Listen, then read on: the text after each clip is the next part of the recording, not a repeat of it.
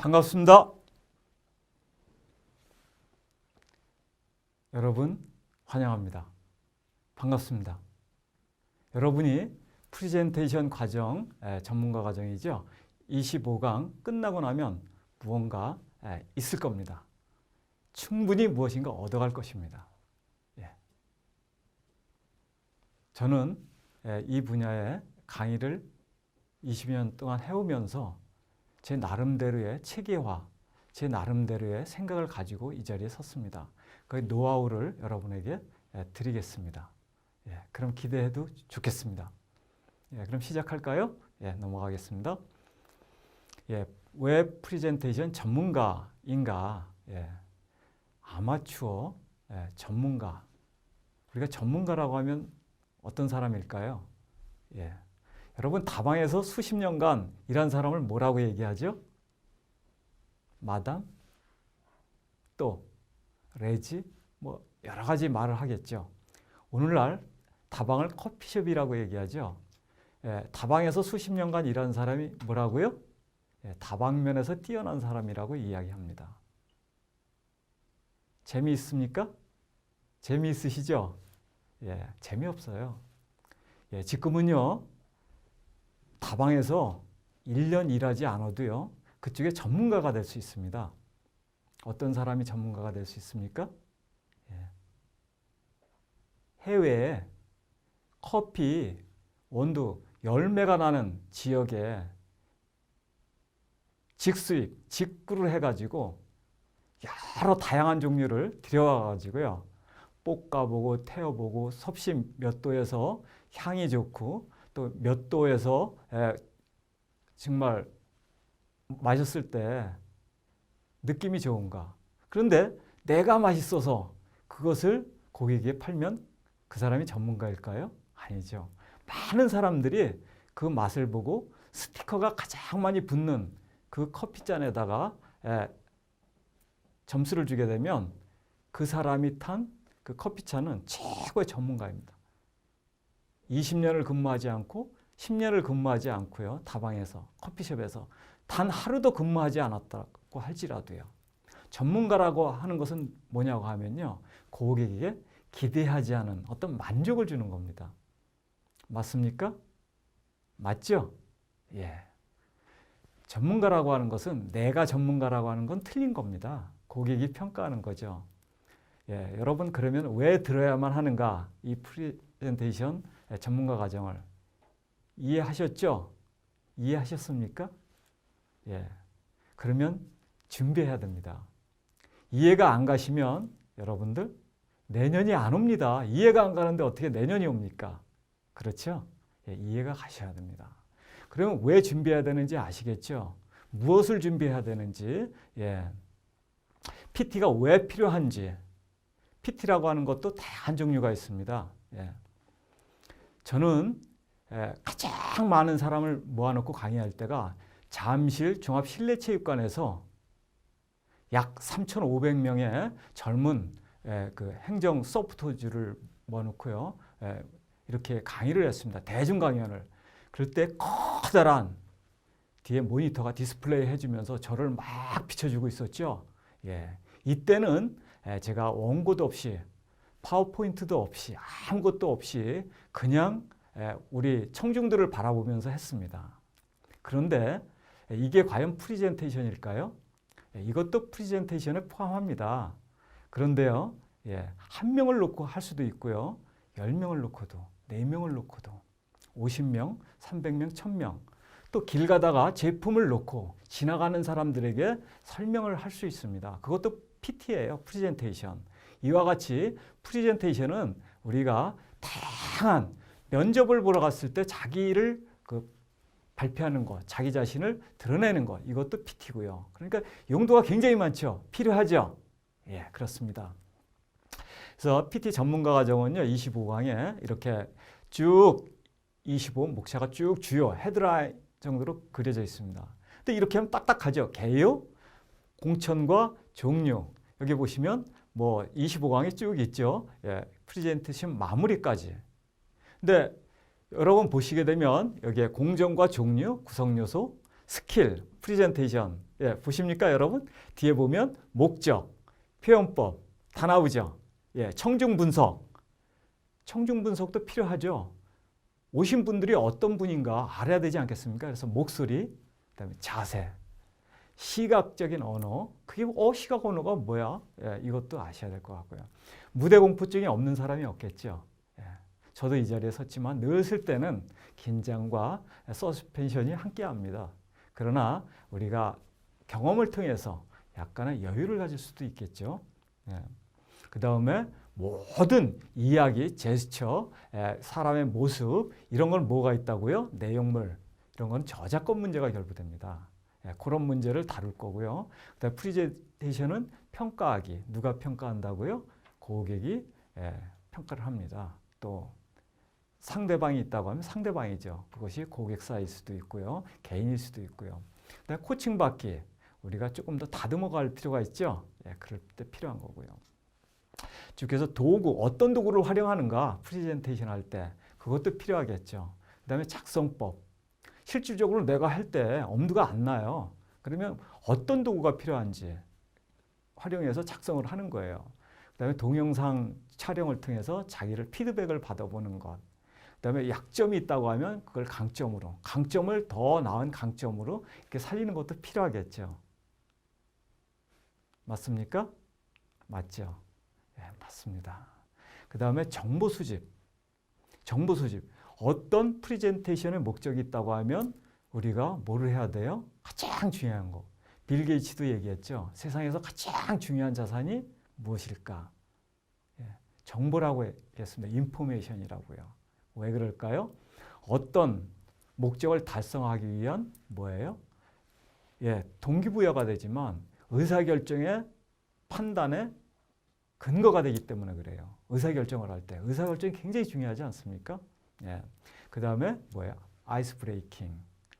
딱딱한 분위기를 고객하고의 뭐랄까요? 어두웠던 아니면 긴장되었던 아니면 어색했던 이런 분위기를 좀 부드럽게 해주는 이 방법을 아이스 브레이킹이라고 얘기합니다. 그 다음에 뭐가 있을까요? 프레젠테이션 할 때 유의사항. 유의사항이 뭐가 있을까? 조심해야 될 거, 하지 말아야 될 거, 해야 될 거 이런 걸 다루는 겁니다. 그 다음에 프레젠테이션에 다양한 유형들이 있어요. 그것을 다룰 거고요. 그 다음에 자신감 있는 질의응답이 있습니다. 여러분들 궁금한 게 있잖아요. 제 강의를 들으시고 궁금하면 메일로도 문의하실 수가 있고 전화로도 문의하실 수 있고 그럼 저는 답을 해줘야 되잖아요. 그렇죠? 맞죠? 그래서 자신감 있게 해줄 수 있는 것. 청중이 바로 앞에서 저에게 질문을 했어요. 제가 모르면 모른다. 알면 안다. 또 제가 실수를 했어요. 실수를 어떻게 해요? 정말 아주 부드럽게 이렇게 좀 반전시키면서 극복해내는 방법 이런 걸 말씀드릴 겁니다. 그 다음에 프레젠테이션은 어떻게 마무리되는가. 다음 문제 볼까요? 제1강. 그러면 이제 프레젠테이션 개요. 프레젠테이션이 무엇일까? 이걸 한번 다루도록 해보겠습니다. 괜찮죠? 말이 빠른가요? 그러면 여러분들 천천히 이렇게 해나가도 괜찮겠죠? 알겠습니다. 저기 앞을 보시면서 함께 나가도록 하겠습니다. 프레젠테이션이 뭐죠? 여러분들? 프레젠테이션 들어보셨어요? 들어본 사람 누가 있을까요? 많이 들어봤을 거예요. 뭐 PT 한다, 뭐 한다, 뭐 그렇죠? 그럼 그거에 대해서 한번 알아보도록 하겠습니다. 프레젠테이션은 우리가 상대가 있는 거예요. 상대가 있으면 상대를 어떻게 한다고요? 설득을 시킵니다. 왜 설득을 시켜야 될까요? 어떤 목적을 이루기 위해서. 세상에 목적이 없는 게 없잖아요. 여러분들 태어난 존재 이유가 있죠. 살아가는데 가치가 있죠. 하나하나의 단계를 이루어가는데 뭐가 필요하다고요? 소통을 통해서 뭐예요? 우리가 커뮤니케이션을 하는 거예요. 커뮤니케이션이 뭐예요? 더 발전시키면 프레젠테이션, 자기 자신을 발표하고 내용물을 발표하고 자기 회사의 어떤 그 회사 가치에 대한 걸 발표를 하고요. 자기가 준비해온 걸 발표를 할 수도 있고 다양한 발표가 들어 있습니다. 청중이 이해하기 위한 재료도 필요하죠. 여러분들 재료라는 게 뭘까요? 하늘에는 헬리콥터가 날아가고 있습니다. 예. 근데 헬리콥터를 한 번도 본 사람이 없는 사람이 어떻게 상상할 수 있을까요? 그럼 재료가 뭐예요? 헬리콥터 장난감 모형을 가져다가 보여주는 거예요. 또 드론이 있지 않습니까? 요새 날아가는 모습을 보여주면서 이게 헬리콥터다. 그러면서 설명을 해줄 수 있어야 되겠습니다. 이게 재료가 되는 거예요. 그러면 우리가 재료가 되는 것 얼마든지 많을 수가 있죠. 예를 들어서 뭐가 있을까 주변에 소방차가 있다 이거예요. 소방차를 한 번도 못 본 사람이 있지 않겠습니까? 헬리콥터 누가 못 봤을까요? 다 봤다고 생각하십니까, 여러분들? 예. 아프리카나 브라질 아마존강의 원주민들 한 번도 문명을 접해보지 못한 사람은요, 헬리콥터를 알 수가 없어요. 커다란 새가 날아간다고 생각하거든요. 그래서 필요한 거예요, 헬리콥터. 이 프레젠테이션에도 재료가 필요합니다. 뭐냐고요? 여러분 아시다시피 스마트폰이 나왔어요. 근데 스마트폰을 보여주기만 하면 이게 뭔지 모르잖아요. 그렇죠? 스마트폰은 뭐예요? 통화하는 거를 시연을 보여준다고 하면 스마트폰 자체는 재료가 되는 거예요. 이와 같이 재료는 자기가 드러내고자 하는 그 핵심 가치를 나타낼 수가 있어야 돼요. 그런데 고객이 다 알고 있는 것은 재료의 가치가 떨어지죠. 그러면 재료를 다 알고 있다고 하더라도 가치를 높이려고 하면 뭐예요? 반전을 시키는 겁니다. 그 재료, 하찮은 재료일지라도 어떤 생각지 못한 가치를 드러내게 하는 것. 예, 여러분들 그러면 그게 뭐지? 이렇게 생각하는 분이 있어요. A4 용지가 있어요. 그 다음에 여기 아령이 있어요. 무거운 쇳덩어리가. A4 용지가 무겁습니까? 아령이 무겁습니까? 에이, 뭐 그런 걸 물어봐요? 그렇게 얘기할 수 있겠죠. 둘 다 재료가 될 수 있어요. 실질적으로 이 질문은 달라야 하겠죠. 어떤 조건이 붙어야 돼요. 조건이. 얼마나 몇 시간 들고 있는 조건. 예, A4 용지를 5시간 들고 있어 보세요. 아령은 1분만 들고 있어 보세요. 어느 게 무거울까요? 어느 게 무겁다고 느낄까요? A4 용지 들고 있으면요, 팔이 끊어질 정도로 아픕니다. 무겁게 느끼고요. 아령 1분 들고 있으면요, 이거 운동되고 좋은데 더 들고 있고 싶어요. 가볍다고 느낍니다. 이와 같이 재료를 어떻게 적절히 잘 활용하느냐에 따라서 프레젠테이션은 달라지는 겁니다. 그래서 그 재료를 통해서 우리는 뭐예요? 맨 밑에 볼까요? 발표 내용에 호기심을 유발해야 돼요. 호기심. 기대하지 않은 어떤 호기심. 그래서 기대감을 높이는 것. 이 과정입니다. 왜 그럴까요? 저기 보시면, 앞에 보시면 청중이 뭐예요? 판단하겠죠. 가치를 보겠죠. 그 다음에 조직. 자기가 속해 있는 조직이 있지 않습니까? 학교를 다니면 학생이면 학교. 회사를 다니면 기업. 우리가 공무원이라고 하면 자기의 기관 이런 것이 되겠죠. 단체 이런 것들. 거기에서 인정을 받을 수가 있고 어디 다니는 사람인데 가치를 높이지 않겠습니까? 자기 자신은 물론. 그래서 그것이 바로 저기 있는 대로 조직과 개인의 어떤 부가가치를 높일 수가 있는 거죠. 그것이 바로 조직과 개인의 이익을 높여준다. 업그레이드 시킬 수 있다는 겁니다. 그래서 프레젠테이션은 설명이 없으면, 보여주지 않으면 이해가 힘든 거겠죠. 이해가 아무래도. 그렇지 않습니까? 예. 그러면 또 이렇게 넘겨서 보도록 하겠습니다. 청중에게 시각적인 효과를 사용해서 메시지를 전달하는 쌍방향 커뮤니케이션. 요즘 특히 개방과 공유의 시대라 그러죠. 정부 3.0 이렇게 얘기를 하지 않습니까? 우리들은 어찌 보면 지금 프레젠테이션 하는 아주 노출된 사회에서 살아가고 있습니다. 그래서 시각적인 이 메시지 전달이 굉장히 중요해요. 텍스트보다는. 그래서 전달의 핵심 요소가 뒤에 이제 설명에 들어가겠지만 뭐가 필요하느냐고 하면 자세가 필요합니다. 아무리 좋은 내용이라 할지라도, 아무리 좋은 재료라 할지라도, 아무리 뭐예요? 시설이라든가 멋진 그 어떤 그 가치를 투여한 이러한 것이랄지라도 그 사람의 자세가, 말 한마디가, 눈동자가 호감을 받지 못한다고 하면, 공감을 하지 않는다고 하면 어떻게 되겠습니까? 벌써 사람들은요, 청중들은 좋은 것들을 생각지 않고 그냥 고개를 싹 돌려버려요. 그런 격이 있지 않습니까? 여러분들. 있죠? 예. 평생 동안 읽어놓은 업적이라든가 모든 것들이 뭐예요? 자세 하나가 나빠서요. 그 자세가 뭐예요? 내가 신문, 뉴스, 방송국에 나와서 그것이 사람들이 보았을 때 도움이 될까? 아니면 피해를 줄까? 아니면 싫어할까? 이런 걸 판단할 수 있는 어떤 여러분들이 기준이 있다고 하면 여러분들 그 자세는 공감적으로 해야 되겠죠. 좋은 쪽으로다가 상대방도 싫지 않고 나도 싫지 않고 서로 공감하는, 나만 좋으면 안 되겠습니다. 자세가.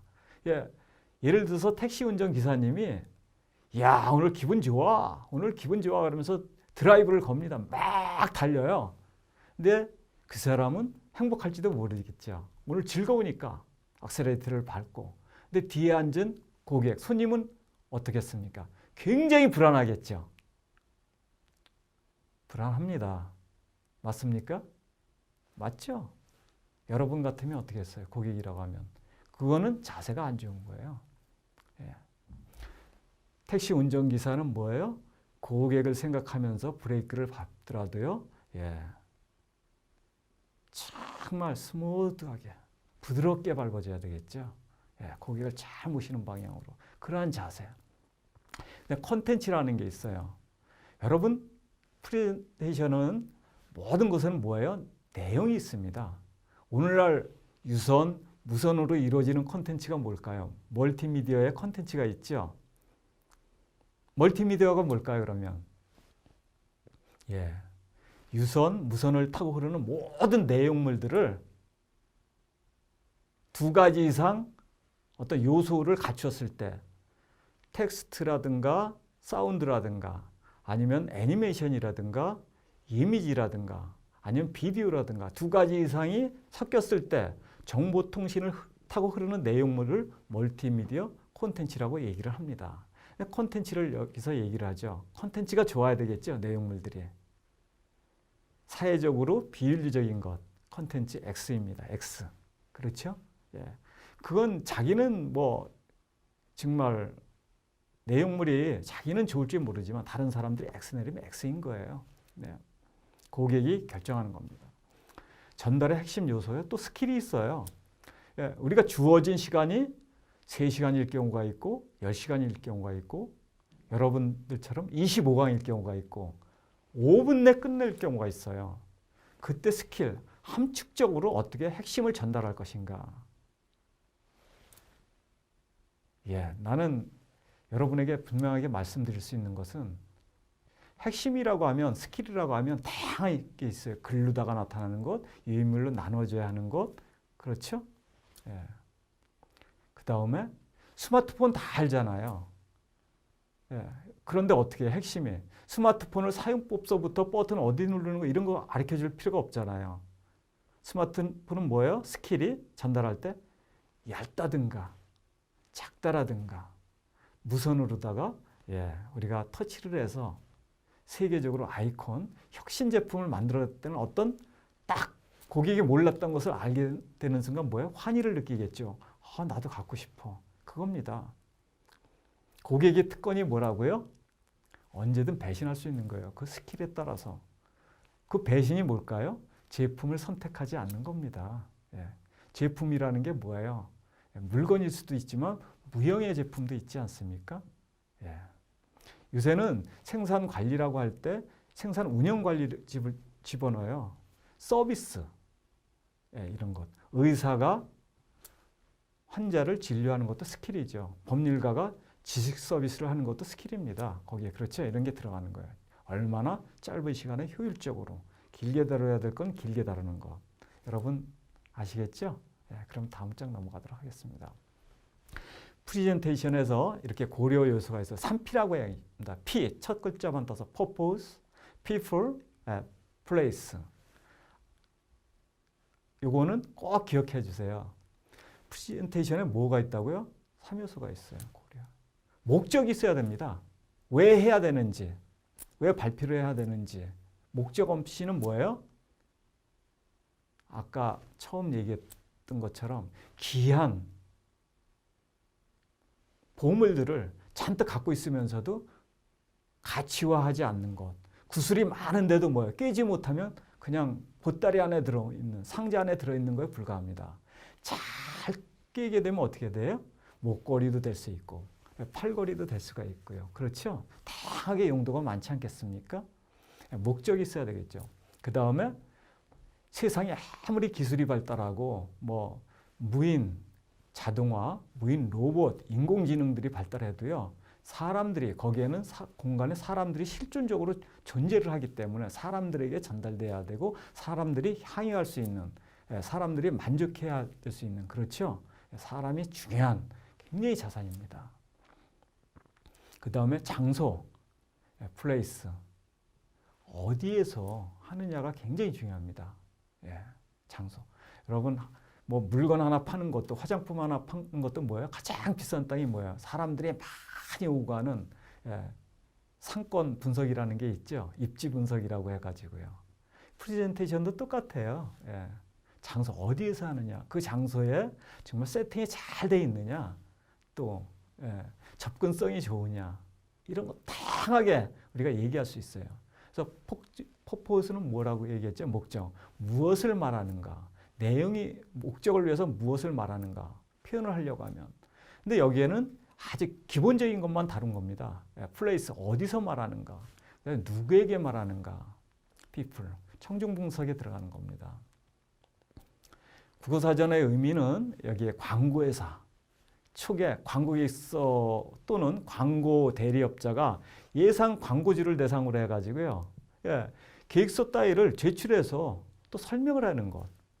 또 여기에 보면 사전에 합의된 시간 안에 청중의 원하는 목적을 정확히 전달하고 판단을 할 수 있게끔, 의사결정을 하는데 도움을 줄 수 있게끔 뭐야? 효과적으로 유도하는 커뮤니케이션이다. 이렇게 얘기했어요. 그거 사전적인 의미겠죠. 그래서 프레젠테이션은 상황과 목적에 따라 청중 앞에서 전달하고자 하는 내용을 표현해야 됩니다. 장병들 앞에서는 어떻게 PT를 할까요? 국방 없이는 자유도 없다. 안보 없이는 자유도 없다. 맞습니다. 아무리 자산이, 국가 자산이 풍부해도 그 나라를 지킬 안보라든가 국방이 없으면 어떻게 돼요? 쉽게 해적에게 바다에서는 뺏기듯이 똑같은 겁니다. 대상이 누구냐에 따라서. 유치원생에게는 뭐예요? 거기에 맞게끔 프레젠테이션을 해야 되겠죠. 그래서 적정한 적절한 시청각 자료를 활용하고요. 그 다음에 음성 전달에 있어서도 뭐예요? 의사 선생님들 모아놓고 할 때와 교수님들 모아놓고 할 때와 어린아이, 유치원생 모아놓고 할 때와 장병들 모아놓고 할 때와 달라야 되겠죠. 태도라든가. 프레젠테이션은 종합적인 커뮤니케이션 능력이다. 커뮤니케이션. 그래서 요새 뭐가 필요하다고요?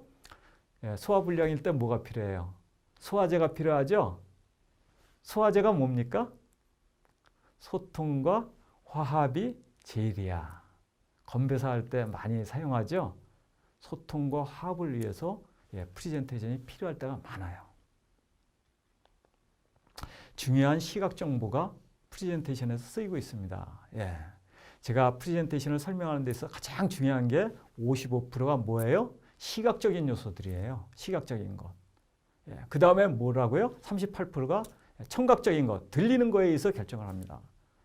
귀, 55% 눈, 그 다음에 7%는 뭐예요? 입술. 이겁니다. 입술. 여러분들 처음이니까 설명을 다 하지는 않겠습니다. 예. 그래서 야, 눈에 보이는 것이 굉장히 중요하구나. 백문이 불여일견이라 그랬죠. 백문이 불여일견. 예. 100번 듣는 것보다 한 번 보는 것이 낫다. 그만큼 시각적인 정보 전달이 굉장히 중요하다는 겁니다. 예. 그래서 이 시각적인 건 눈으로다가 그러면 눈으로 보이는 것이 뭐예요? 굉장히 중요한 거예요. 그래서 면접 때도 뭐예요? 딱 들어오면 벌써 80%가 첫인상으로 결정된다고 하죠. 자세와 얼굴, 표정 이런 것에 의해서 결정이 되는 거예요. 지금 프레젠테이션에 대해서 여러분에게 얘기를 했어요. 대충 감이 옵니까? 감이 오죠? 예. 여러분 경청해 주셔서 감사합니다. 이만 마치도록 하겠습니다. 다음 기대해 주세요. 감사합니다.